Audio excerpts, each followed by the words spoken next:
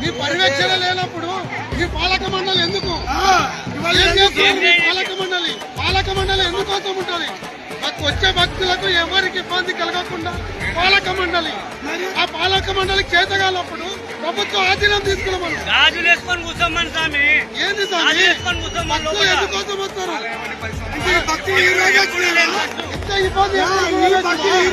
ఏం చేసిండారు? అత్యాచారం ఇచ్చేసిండారు, తక్కువ ఏం చేస్తూ ఉంటారు.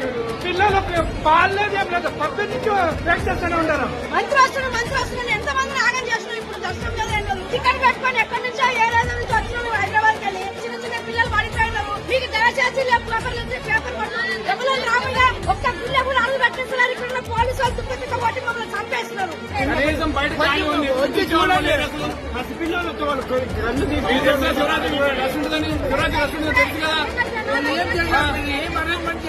మినిమం అనౌన్స్మెంట్ కూడా లేదు.